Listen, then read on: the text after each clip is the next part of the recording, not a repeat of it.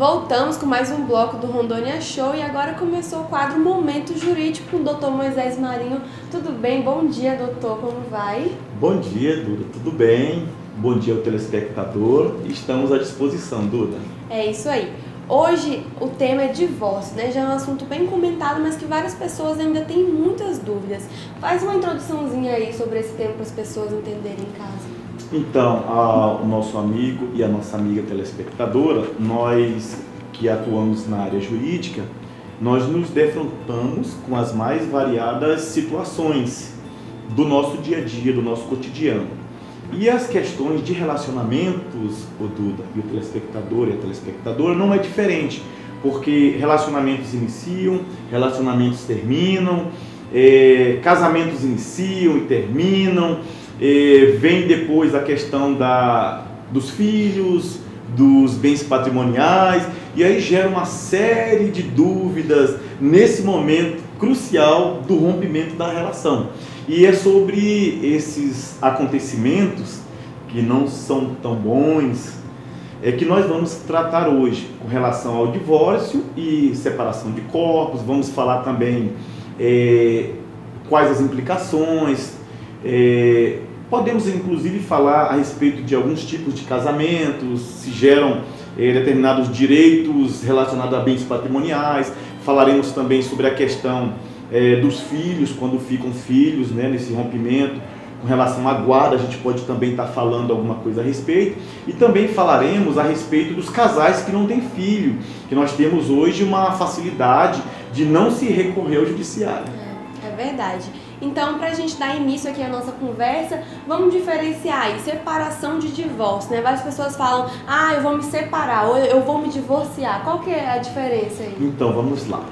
A separação é quando ocorre o rompimento da relação, mas a pessoa ela não formaliza o divórcio. Então, o casal é casado no civil, no cartório, com certidão de casamento, com o tipo de comunhão parcial de bens, universal de bens, separação de bens. Então ali tem na certidão de casamento o tipo de comunhão. Nessas circunstâncias, o casal, por exemplo, separa, mas não formaliza esse divórcio em cartório. Então eles ficam separados, mas não divorciados. O que isso implica? A pessoa não formalizando o divórcio, ela não pode casar novamente. Porque se ela casar novamente, ainda estando casada, não tiver resolvido essa situação, ela vai estar incorrendo justamente naquela área que eu atuo, que é o Código Penal. Ela vai estar incorrendo em crimes contra o casamento. Porque você não pode casar duas vezes, né? Ter duas certidões de casamento. Então tem que divorciar para ficar livre. Se você quiser casar de novo, tem que fazer essa regularização do rompimento, formalizar no cartório, homologar isso em juízo se for necessário, fazer a averbação em cartório, para depois você poder casar de novo quando encontrou outra pessoa, né? Que seja a pessoa que você escolheu futuramente. Até porque se não divorciar, tem algumas situações que implicam, tipo assim, a pessoa precisa do consentimento do cônjuge para comprar tal coisa, né? Existem algumas situações assim, para vender um imóvel, por exemplo, precisa do consentimento do cônjuge. E aí, se continuar os nomes ligados, fica complicado, né? Verdade, Duda. Vamos trabalhar aqui com aquele casamento que é o mais comum, que é a comunhão parcial de bens. Onde o casal ele começa a gerar ali uma partilha, que nós chamamos no Código Civil, cada um é meio, ou seja, cada um tem 50% de todo aquele patrimônio que ele vai construir a partir do casamento. Então hoje o casamento mais comum que nós temos é o de comunhão parcial de bens. Então veja bem, se você não deu certo, separou e não divorciou, toda vez que você quiser fazer algo, ou vender um terreno, ou comprar um imóvel, ou outros tipos de negócios, né, empresariais, por exemplo, às vezes tem casais que têm empresa, então fica ligado, eles ficam ligados ainda para poder um estar autorizando o outro. E quando a gente sabe que quando há separação, em algumas situações há conflitos. Então você já pensou, você está separado, não divorciou, não regularizou essa situação e de imediatamente precisa resolver uma situação patrimonial e aí vai ter que correr atrás do cônjuge, que você não tem mais uma boa convivência para estar pedindo autorização. Doutor Moisés, e aquela história que as pessoas falam, tem que ficar 2 anos para poder separar, tem que ter aquela separação de corpos, existe isso ainda? Como que é? Então, o direito, Duda, ele precisa acompanhar as evoluções sociais, as mudanças. Até a década de 70, o final da década de 70, 1977, predominava, acho que até agora, se não me engano, até 2010, essa necessidade de você, 2010 não, até a Constituição de 88, a necessidade de você ficar em observação 2 anos depois de separados, para verificar se realmente era aquilo que o casal queria, para poder dar entrada no divórcio. Por quê?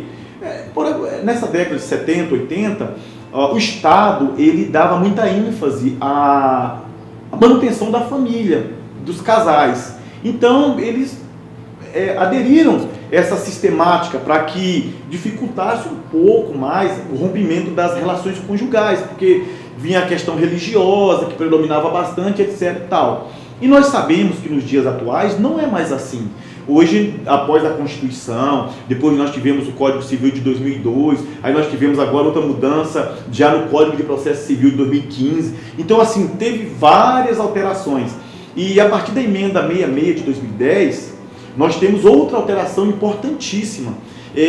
Quando ficava 2 anos separados para formalizar, então às vezes o casal conhecia outra pessoa, queria casar e estava impedido. E 2010 teve uma outra mudança, que é a emenda 66 da Constituição, que fala a respeito da não necessidade agora também de você, o casal que não tem filho, recorrer ao judiciário.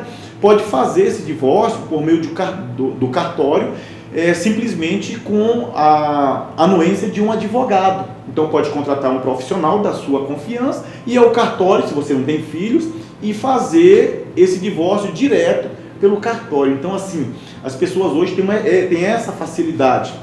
Nos casos em que houver partilha de bens, onde houver filhos, principalmente filhos menores, esse divórcio tem que ir ao judiciário. E nós temos 2 modalidades. Temos a modalidade consensual, que é quando o casal eles entram num consenso, num acordo e fala que vão se separar e que cada um ficará ou com a metade ou de repente divide os bens proporcionais ao patrimônio da forma que eles acharem mais adequada para os dois.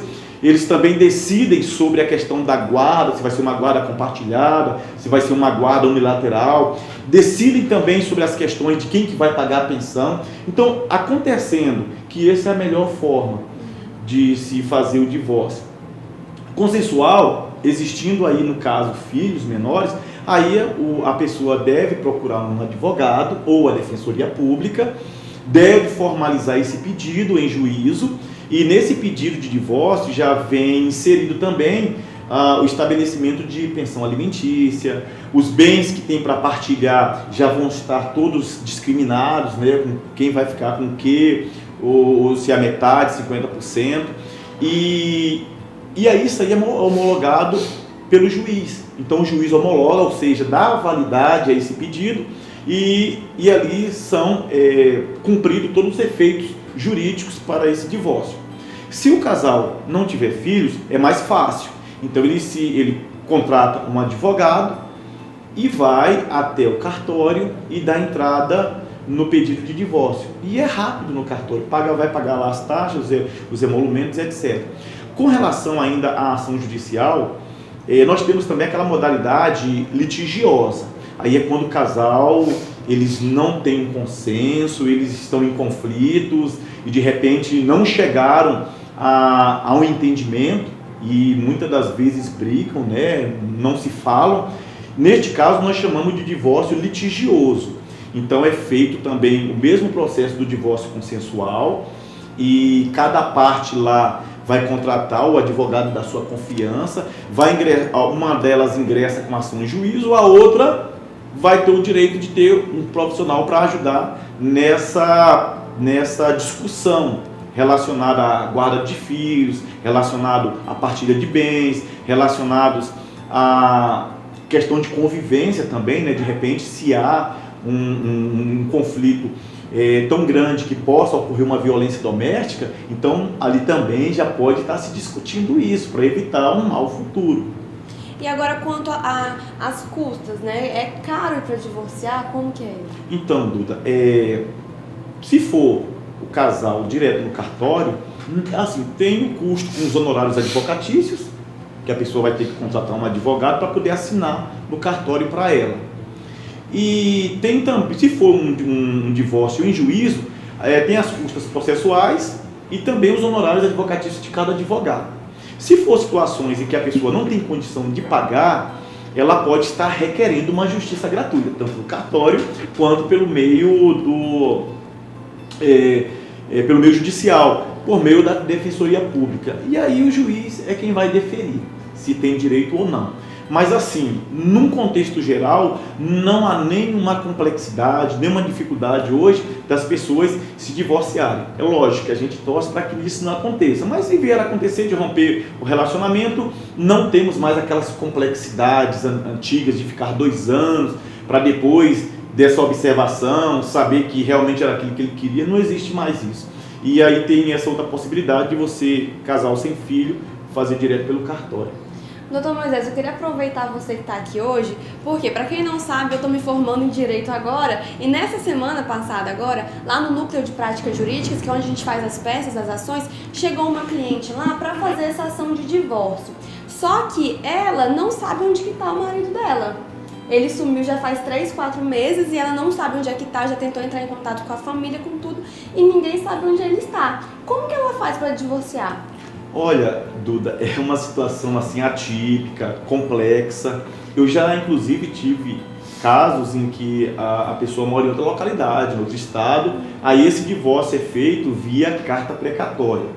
Quando não há, o cônjuge está em lugar incerto, indeterminado, aí o juiz é quem vai decidir se ele vai fazer essa homologação, entendeu? Mas ela segue com a ação. A ação segue normal. A ação segue normal, o juiz lá vai fazer essa intimação pelos meios legais, inclusive por meio de edital, tem um prazo legal no Código de Processo Civil, que se coloca um edital, depois de vencida todas as etapas de procura para intimação e não encontrar a pessoa, então coloca-se por edital, se eu não estou enganado, 90 dias, caso isso não venha a se concretizar, da pessoa aparecer, o próprio juiz faz de antemão esse divórcio. Então, não fica sem se divorciar a pessoa por causa desse empecilho hoje.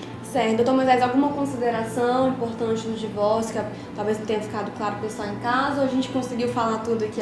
Eu acredito, Duda, que deu para a gente esclarecer tudo a respeito do divórcio, né? Porque às vezes as pessoas têm realmente dúvida, às vezes separam, não formalizam o divórcio, depois incorrem numa série de implicações legais, às vezes incorre até em crime, porque o fato de não divorciar e casar de novo é um crime contra o casamento, ou é um crime de bigamia.